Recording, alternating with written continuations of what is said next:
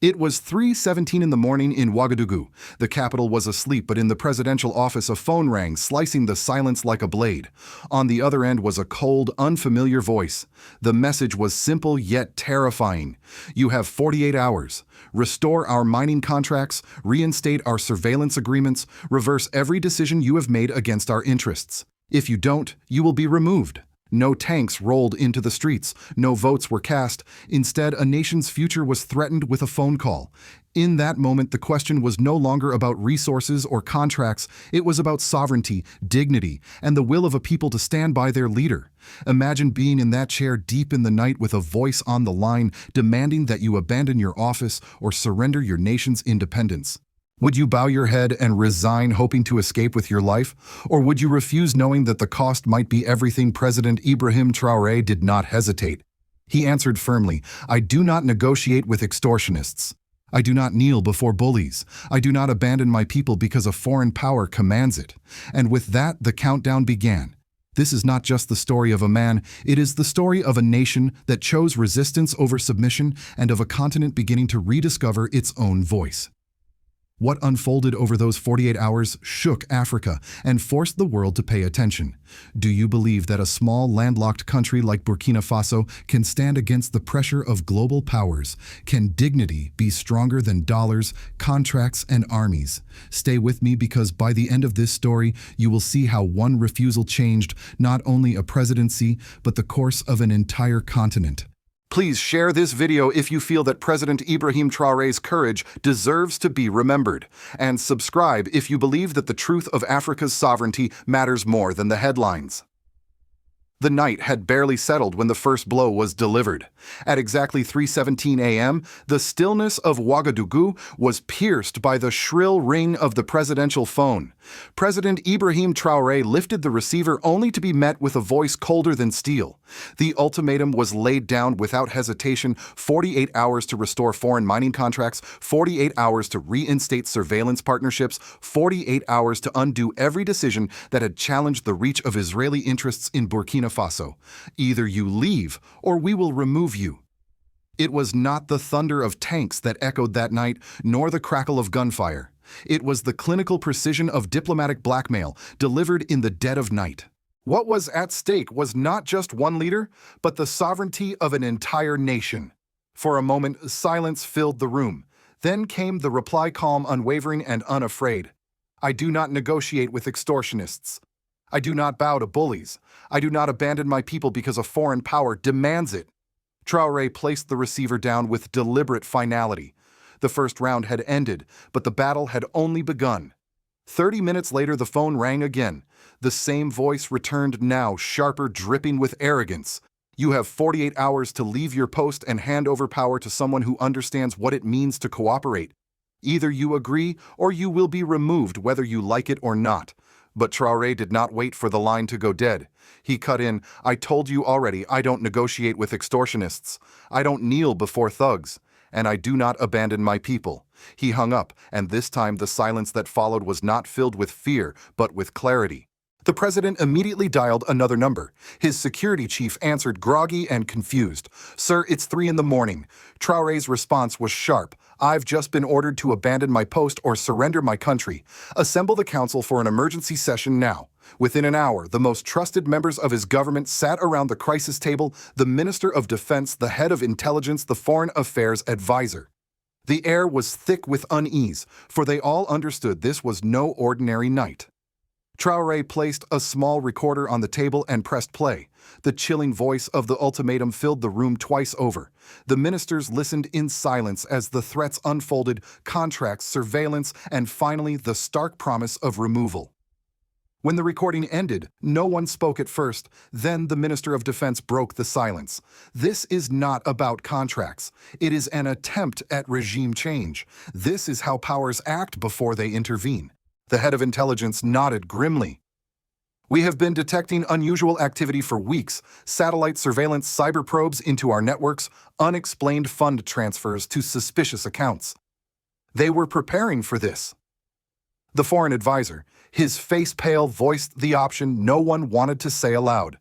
"Mr. President, you could resign. hand power to someone acceptable to them, and hope they let you leave the country alive. Never, Traoré answered without hesitation. His tone was steady, carrying the weight of conviction. What else? The defense minister leaned forward, his voice firm. Stand your ground and prepare for war, not a war of tanks and missiles, but an economic, digital, psychological, and diplomatic war. The young president rose from his chair and walked toward the large map of Burkina Faso pinned to the wall. He stared at the outline of his country, landlocked with 22 million citizens, no nuclear arsenal, no massive army.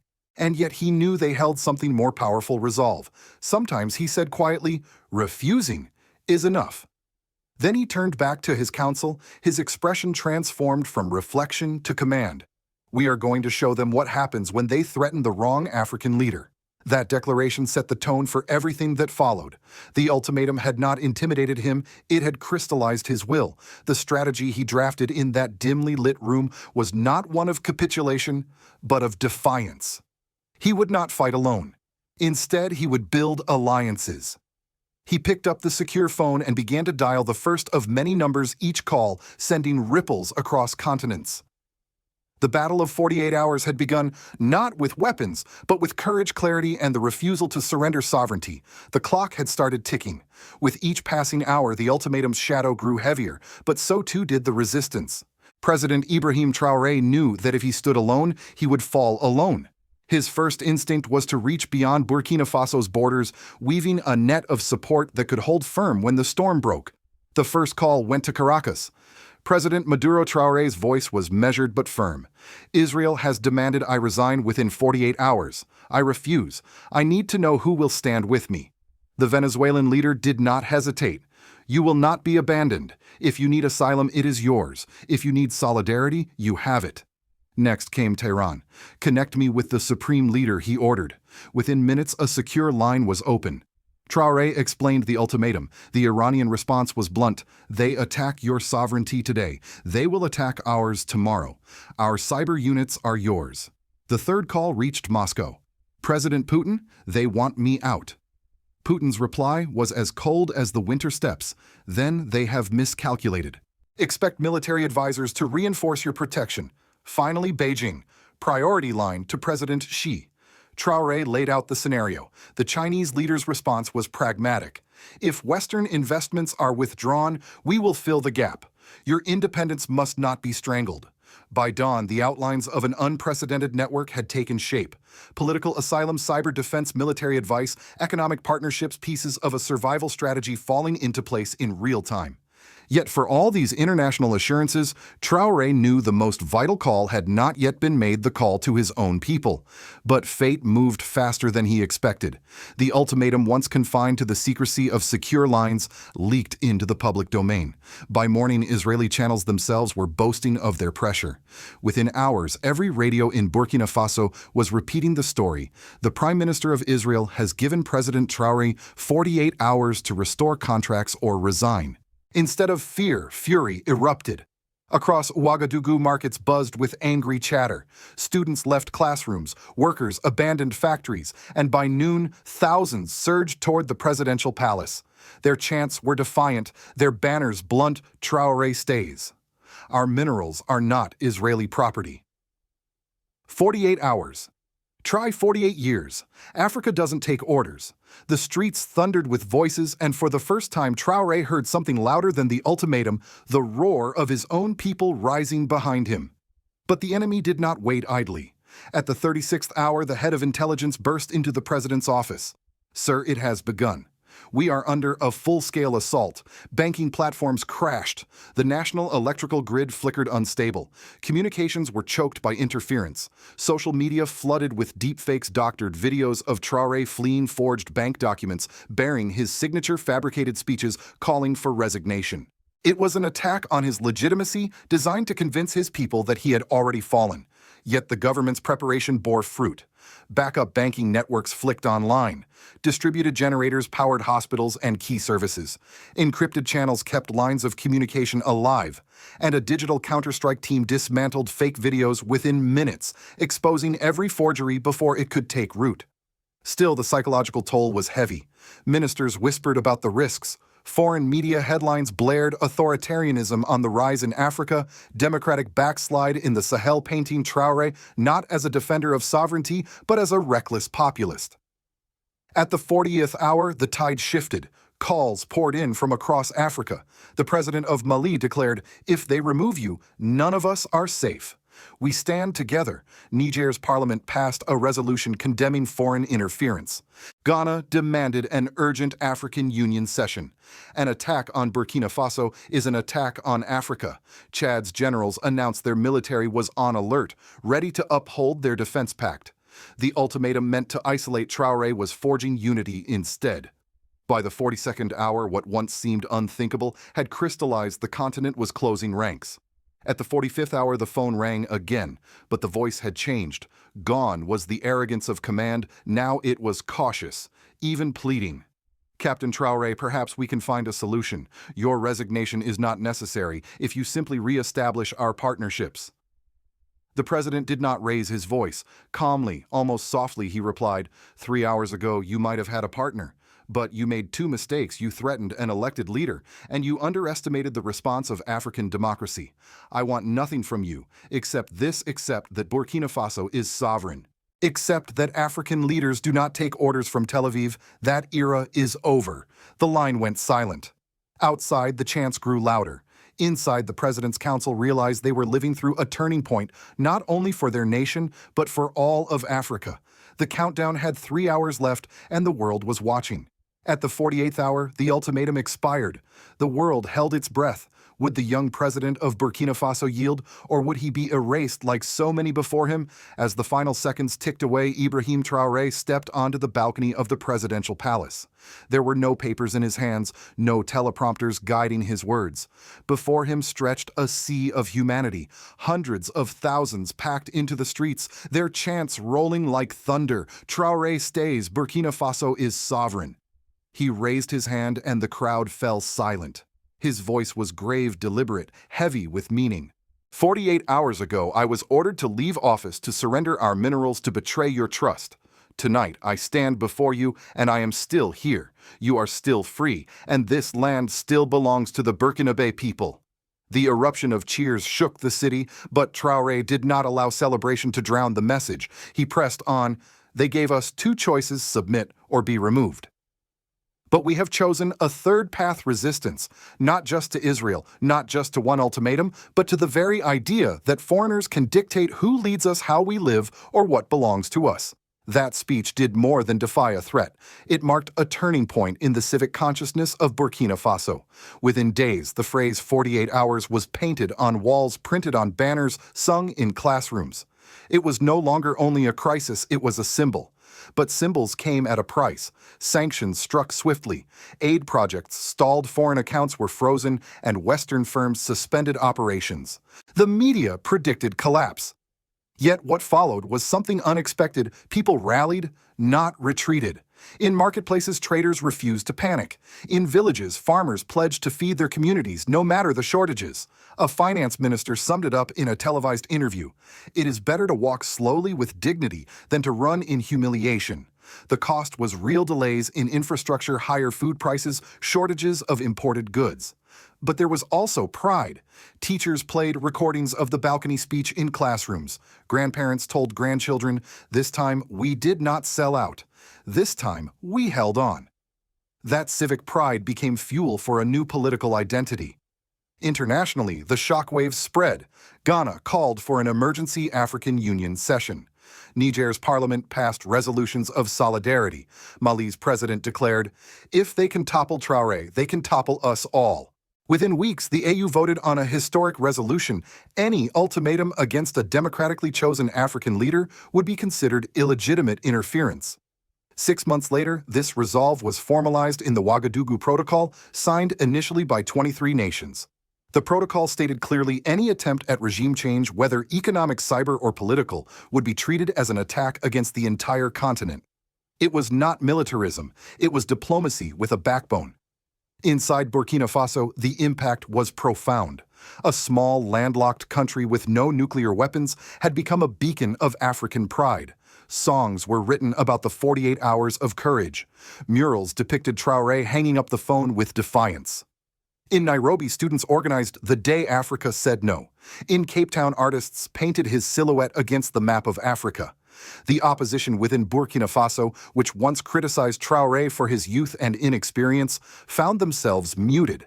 For the first time in decades, the political discourse was not about parties or personalities, it was about sovereignty. Citizens began to feel ownership of their collective destiny. The ultimatum intended to break a nation had instead welded it together. Burkina Faso did not collapse. It transformed. While Burkina Faso stood taller than ever, the world was struggling to process what had unfolded.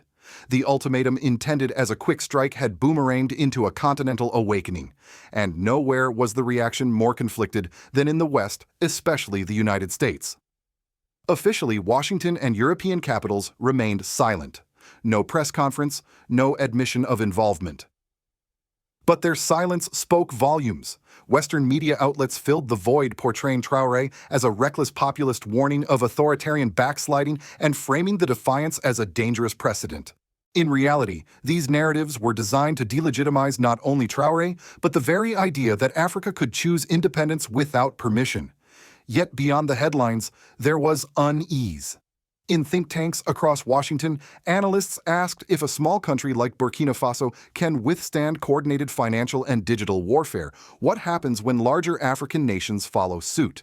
Could the precedent of saying no spread from Ouagadougou to Accra, Nairobi, or Johannesburg? Meanwhile, in the global south, the story was received as inspiration. From Bolivia to Zimbabwe, leaders who had faced similar pressure called Traoré personally. A Latin American president said it bluntly: "What he did is what we all dream of doing, saying no and still standing." Iran praised Burkina Faso's cyber resilience. Russia and China expanded cooperation agreements, offering to replace Western contracts with no political strings attached. But the most surprising development came from within America itself. A young Jewish-American journalist named Sarah Cohen traveled to Ouagadougou carrying with her a petition signed by more than 50,000 Jews worldwide. Rabbis from Brooklyn Holocaust survivors, in Montreal peace activists, in Tel Aviv, all declaring that what Netanyahu had attempted was not Judaism, but colonialism draped in religious symbols.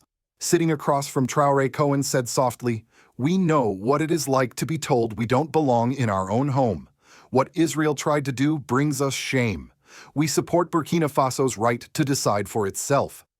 The message was transformative. It reframed the struggle not as Israel versus Africa, nor West versus South, but as a universal fight between domination and dignity. In Africa, the U.S. reaction, or lack thereof, was interpreted as tacit approval of interference. Commentators across the continent asked, if Washington truly supports democracy, why are they silent when a democracy is threatened? The perception was clear. America, once seen as the global defender of freedom, now appeared aligned with coercion. This perception began to reshape geopolitics. African Union diplomats, once deferential to U.S. influence, started questioning whether partnership with Washington brought stability or dependency. Conversations that would have been unthinkable a decade earlier emerged, creating an African currency to bypass the dollar-building fiber networks, independent of Western servers launching satellites to escape foreign surveillance. For ordinary Americans, the story was less visible. Coverage in mainstream outlets was overshadowed by domestic politics. Yet in diaspora communities, especially among African Americans, the defiance in Wagadugu struck a chord. Social media buzzed with pride. Africa is rising. Africa said no. And this time, it survived. In universities, young scholars debated whether Traoré's stance represented the birth of a post-Western order where smaller nations could resist without being crushed. In Congress, a handful of lawmakers quietly asked whether continued pressure on Africa was backfiring, creating the very solidarity Washington feared. In the end, America faced a dilemma. By ignoring the ultimatum crisis, it preserved diplomatic ties with Israel. But in doing so, it lost credibility in the eyes of millions across Africa. And that loss may prove costlier than any contract. As the dust settled, one truth became undeniable: Burkina Faso had survived what was meant to destroy it. 48 hours of pressure manipulation and threats had not toppled the presidency. Instead, they had revealed the strength of a nation's dignity. But the story does not end at Ouagadougou's balcony. The lesson reverberates far beyond Burkina Faso's borders. It warns every nation, large or small, that sovereignty will always be tested. And it reminds every citizen that when a leader refuses to bow, the people must decide whether to stand behind him or watch him fall. The cost of defiance was real: sanctions, shortages, economic pain. Yet what emerged was more valuable than gold or oil. It was pride. It was unity. It was the rediscovery of a truth long buried, that Africa can say no and endure. And so the question comes to us: will this precedent inspire a new generation of African leaders to resist ultimatums? Or will the powers that failed in Burkina Faso find subtler ways to divide, to bribe, to infiltrate? The battle for sovereignty is never won in one moment. It must be defended every day, in every negotiation, in every policy. For Americans watching this story unfold, the lesson is just as urgent. Do we believe democracy means self-determination for all nations, or only for some? Can we support a world where smaller countries are free to choose their own destiny, even when their choices do not serve Western interests? Burkina Faso has answered with courage. Now the world must answer with honesty. Do you think President Ibrahim Traoré's resistance marks the start of a new era for Africa, or just a temporary victory? Comment below with your thoughts. Please share this video if you believe Africa's dignity must never be negotiable, and subscribe if you believe the truth of sovereignty matters more than the headlines.